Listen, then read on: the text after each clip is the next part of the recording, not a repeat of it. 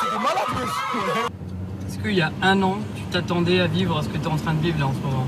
Il y a un an, je livrais des pizzas. On est le jeudi 30 mars 2017. Ce soir, tu fais un concert à Londres, à Village Underground. C'est la première date en Angleterre, c'est ça? Ouais, première date en Angleterre et voilà, ça va nous permettre aussi de rencontrer le public londonien. Et maintenant, voilà, la date elle est sur date, on a travaillé pour donner un gros show. Voilà, et je pense que le public ne va pas être déçu.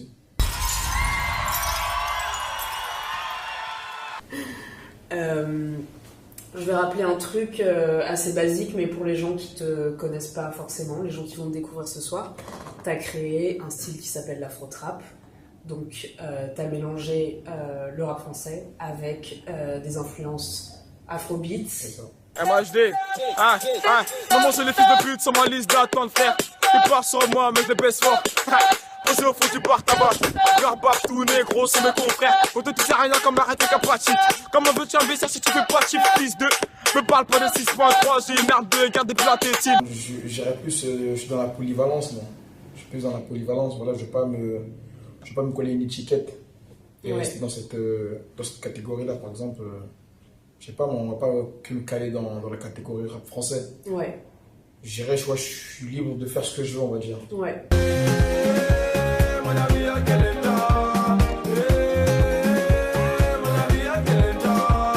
Dans tes morceaux, il y a toujours la petite voix. La petite voix qui fait pa pa pa pa, qui fait pa pa. Je voulais savoir si cette petite voix, qui est un élément récurrent des morceaux afro-trap, c'était comme un petit personnage sur son épaule qui répond au couplet des MHD en fait. Je voulais savoir si c'était ça l'idée. Ouais, ça je l'ai fait pendant mes ambiances. C'est arrivé dès que j'ai fait l'afro-trap. Non, dès que j'ai fait ma première vidéo. Ouais. Pas mon premier clip, dès que j'ai fait ma première vidéo. En fait, c'est parti de quoi? C'est parti de. J'avais fini mon texte. Et à un moment, je savais plus quoi dire. Ouais. Donc, du coup, j'ai lâché un pow. Et à partir de ça, dès que je commence les morceaux, souvent on entend le pa pa pa pa pa pa. Moi je dis 7-5 c'est la Champions League, 9-1 c'est la Champions League. 9-2 c'est la Champions League, 9-3 c'est la Champions League. Trop bien, trop bien. Une autre question que j'avais, ça concernait la danse dans ton identité. Y'a pas de soucis. C'est simple. C'est comme sauver de la guitare. Ouais. Et en même temps bouger les deux pieds. Que ça. Voilà. Que ça. C'est tout. Ouais, c'est ça, c'est juste ça. super simple. Après, on peut bouger en arrière. Que ça. Ouais. C'est super simple. C'est hyper simple. Merci beaucoup, MHD. En fait, pour moi, la danse, c'est quelque chose que j'aime beaucoup. J'aime beaucoup danser. Ouais. Et je le cache pas. Je le cache pas. Et ouais, pour moi, il suffit juste de mettre un petit son et hop, j'ai tout de suite envie de danser. Et du coup, c'est pour ça que pendant mes concerts, voilà, comme je suis quelqu'un qui est très proche de mon public, souvent je fais monter voire 6-8 personnes à venir faire le move. Ouais. Voilà, on se tape un bon petit délire, on rigole. Soit la personne elle le fait bien, tout le monde kiffe. Soit la personne elle le fait mal, Ouais. toujours. Et ouais, il y avait le concert à DJ Arafat en Côte d'Ivoire, à Abidjan. Et du coup, voilà, quand j'ai entendu les percus afro, ouais. Voilà, c'était pas prévu quoi. Non, c'était pas prévu du tout. C'était pas prévu. Et de base, moi je suis quelqu'un d'assez réservé, assez timide. Ouais. Voilà, j'arrive pas à danser devant du monde. Bah là pour le coup. Mais du coup, dès que j'ai entendu les percussions, tout ça, là, c'était trop pour moi. Donc du coup, je suis allé directement. Est-ce qu'il y a une dizaine d'années, tu regardais des vidéos de Logobi ou pas? Logobi? Ouais. Ouais, c'est une tendance qui est arrivée fort à Paris. Hein. Ouais. Fort à Paris, mais non, j'ai pas trop. Mais qui est un peu monté très vite et qui est un peu redescendu. Mais ça va, c'est resté longtemps quand même. Hein. C'est resté longtemps. Ouais. Ouais, c'est resté très longtemps. Mais même avant ça, il y avait le vrai Logobi même qui vient de Côte d'Ivoire. Ouais. J'écoutais plus ces sons-là. D'accord. J'écoutais plus ces sons-là. Après, il y a une nouvelle tendance de Logobi qui est venue, une nouvelle génération à Paris. Voilà, il y a eu une vague. Tu penses aux Zaza Twins? Pas du tout, tu penses à d'autres trucs? Non, je pense à d'autres trucs. Et après, voilà, il y a cette vague qui est arrivée. Mais moi, j'ai pas trop accroché à cette vague. Ouais. Pas trop accroché. Moi, j'étais plus coupé décalé à l'ancienne. Ouais. Tout ça.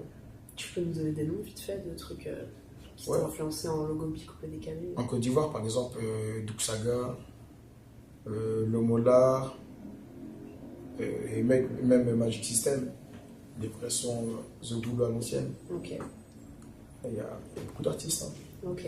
La première fois que j'ai entendu un de tes morceaux et vu une de tes vidéos, c'était Afro Trap partie 3. Et donc j'ai vu dans une interview très récemment que tu avais dit que tu avais écrit le texte en 15 minutes à la chicha. Et que tu avais écrit d'autres morceaux de ton album qui n'étaient pas les Afro Trap, qui étaient les chansons, les morceaux qui étaient plus des chansons, en beaucoup plus de temps. Et je me demandais si la spontanéité dans ta manière d'écrire, c'était un truc... voilà, c'était un peu aussi ce que tu pensais être une des clés du succès des Afro-Trap, en fait. Si la spontanéité et le fait d'être avec tes potes et de t'ambiancer pour écrire un morceau, c'était un truc qui était important et qui avait été une des recettes importantes du succès des morceaux. Ouais, bah, ce qui fait la différence entre un son comme Champions League et comme une chanson de l'album, Ouais. c'est que les sons comme Champions League, c'est des sons ego trip. Ouais. Et voilà, il n'y a pas besoin de délivrer un message. Voilà, c'est juste un jeu de punchline, quoi, pour moi. Ouais. C'est un jeu de punchline, un jeu de gimmick. Et des sons comme Maman j'ai mal, voilà, c'est des sons où j'essaie de faire passer un vrai message. Donc ça veut dire, je me pose vraiment, voilà, je sors mon stylo, je sors la feuille. Et là, voilà, j'essaie d'écrire quelque chose de concret. Ouais. Voilà, pour que le message il soit assez clair et qu'il passe bien aussi. Tout en restant un peu dans la rythmique aussi.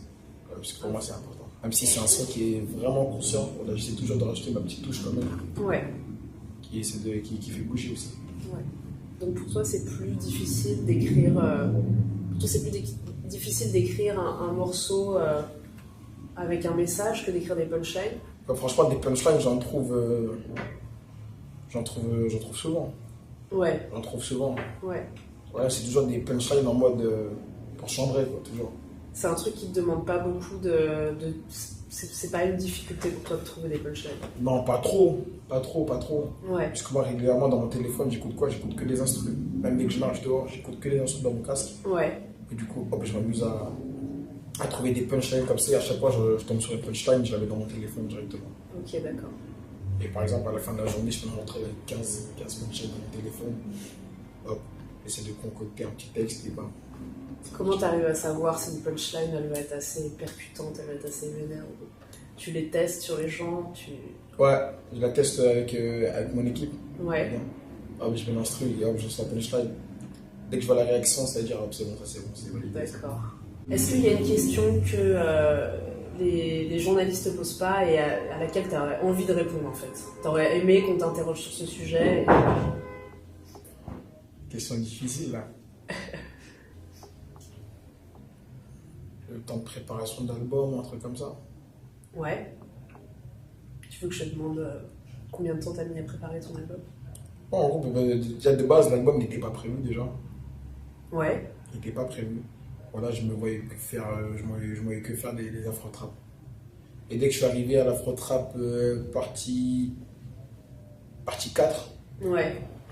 partie 4, c'est là que j'ai pensé à faire l'album. Et du coup, de côté, j'avais déjà Roger Milan, j'avais déjà Ngacha Vedi, j'avais déjà Molo Molo. Et voilà, après le Fait le Move, Ouais. c'est là que j'ai décidé de faire l'album. Donc du coup, l'album, on a dû le faire très vite. Puisqu'en même temps, il y avait la tournée avec Booba, Ouais. la première partie. Voilà, on travaillait sur ça aussi. Et voilà, donc du coup, c'était jour et nuit au studio, jour et nuit, jusqu'à ce que l'album arrive. D'accord. De base, dans l'album, il devait y avoir plus de morceaux, parce que la puissance qui est là, je l'avais depuis bien longtemps. Ah ouais? Ouais, je l'avais, mais j'avais même pas encore fait Roger Mila, que la puissance était déjà ma tête. Comment ça se fait que la puissance elle n'est pas Je interprétée sais dans pas. l'album? Je sais pas, au début, je voulais pas. D'accord. C'est toi qui as décidé de pas la mettre. Ouais, j'avais le texte, j'avais le refrain, j'avais tout, j'avais la gimmick, j'avais le pas de danse, j'avais tout. Alors? Mais après, je sais pas, j'ai décidé de le garder dans mon téléphone pour l'instant. Ok. J'ai décidé de le garder. Et voilà, après, entre temps, j'ai sorti l'album. Il y a quelques morceaux en featuring qui sont sortis. Ouais. Voilà, après, il y a eu la période où voilà, j'étais en pleine tournée, donc c'était calme. Et voilà, après le début. C'était quoi le moment calme? Moi j'ai l'impression que t'as de l'actualité tout le temps, t'es tout le temps là quoi. Il n'y a pas eu de moment calme. Ouais, en fait, j'essaie de faire en sorte d'avoir toujours du visu Ouais. sur les réseaux sociaux. Tu vois, même si c'est un petit freestyle de 10 secondes, hop, Ouais. juste faire kiffer. Ouais. Tu vois, je fais une petite gimmick, hop, hop, c'est un truc. Et là, les gens, je laisse parler après. Ouais, mais ça va être la contre partie 9, ça va être. J'aime bien faire parler en fait. Ouais. Voilà, après la rentrée, j'ai balancé la puissance directement. Ouais. Parce que je me suis dit, ouais, c'est le bon moment. Je pense que ça fait référence à MHD qui revient à toute patate début 2017. Et dès que j'ai sorti la puissance, le soir même sur Twitter, Ouais. j'ai écrit Afro Trap partie 8, ça arrive. Et donc, du coup, il y a eu 2 fois plus de clics sur la D'accord. puissance. 2 fois plus de clics. Donc, du coup, là, on m'a harcelé pour la partie 8. Et là, dès que j'ai lancé C'était prêt ou pas du tout? non, c'était pas prêt. C'était pas prêt. J'avais rien écrit encore. Ok. Et même la partie 8, on va dire, entre guillemets, je l'ai fait par accident. Parce que de base, c'était un. Je devais faire un genre de couplet de 30 secondes pour la pub Adidas avec Elton John. Ouais. De base, c'était 30 secondes. Et quand j'étais en tournée, c'était en Allemagne, le beatmaker, il a mis l'instru.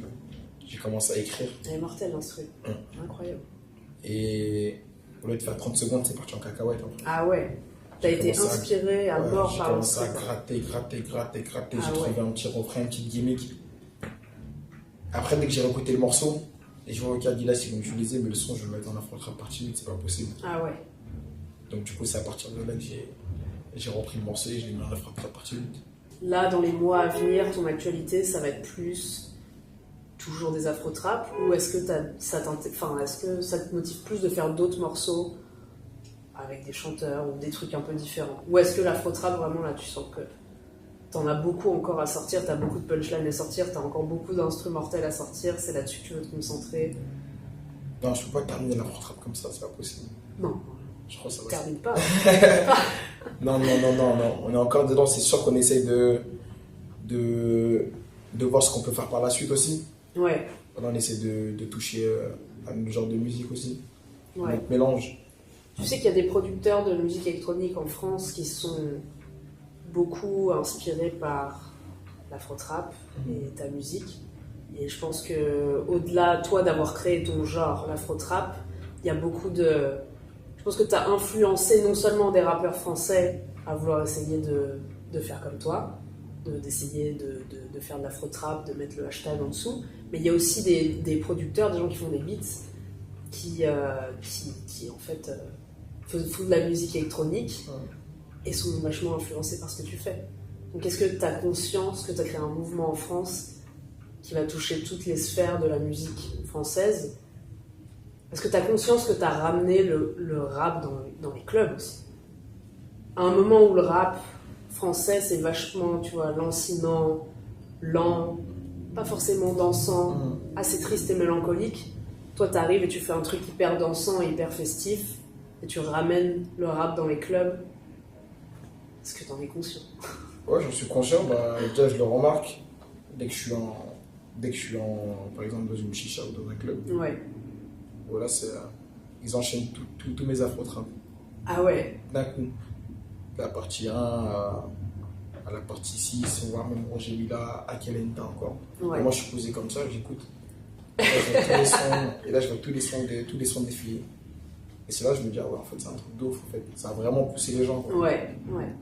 Et après moi, dès que je vois d'autres artistes qui font de l'afro aussi, moi ça me fait plaisir. Ouais. Ça prouve que le message il est passé. Ça fait que me faire plaisir. Et même je vois même des petits au quartier qui maintenant se lancent aussi dans la musique, qui veulent faire de l'afro. Ouais. Moi ça me fait plaisir. Ça me fait plaisir. En même temps c'était ça le but aussi. C'était de révolutionner la musique française, en fait. Exactement. Est-ce qu'il y a des artistes qui t'influencent et avec lesquels t'aimerais bien collaborer dans le futur? Certes, il y a des artistes que j'apprécie beaucoup. Après, tout ce qui est featuring, ça c'est autre chose après.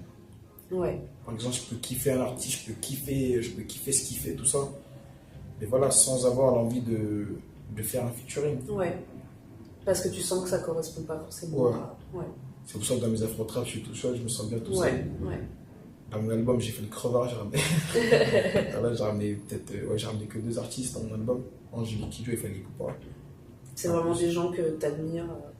Angélique Kidjo, c'est en fait c'est autre chose. C'était une découverte, ça. Ouais. Et du coup, voilà, j'ai accroché directement. Après, on a commencé à prendre contact. Et Fanny Poupa, j'ai écouté ça depuis très longtemps. D'accord. L'idée était déjà en tête. Avant que tu fasses de la musique. Ouais. Non, il n'y a pas d'autres artistes avec qui tu te sens un peu sur la même longueur d'onde et avec qui t'aimerais bien faire des trucs. Tu n'as même pas réfléchi, t'en as rien. Non, en fait, c'est que je peux pas, j'arrive pas à le penser comme ça directement. Ouais. C'est peut-être dès que j'ai parlé avec l'artiste, hop, il va me proposer un truc, le truc, je vais kiffer sur le coup, je vais dire, vas-y, ouais, ok, pourquoi pas. Même des artistes que j'écoute pas généralement. Ouais. Voilà, il va me proposer un truc, le truc, il va me parler, je vais le faire directement. D'accord. Regarde dans les trucs que t'écoutes où tu te dis, faut que j'appelle ce gars, faut que je fasse un featuring avec. Non, franchement, si c'est le cas, je le fais direct après. D'accord. Okay. Après, il faut attendre le deuxième album. Qui arrive quand? Ah, ça, je sais pas, ça. Ah, mais pour l'instant, je suis fatigué, là. Ouais, je comprends. Là, c'est repos. On essaie de préparer la deuxième tournée. Et après, voilà, dès qu'on va avoir le temps, on va se lancer sur le deuxième album directement. D'accord. Merci d'avoir répondu à mes questions. Ça me fait très plaisir de t'interviewer. Et bon concert ce soir à Londres, à Village Underground. Yes, merci.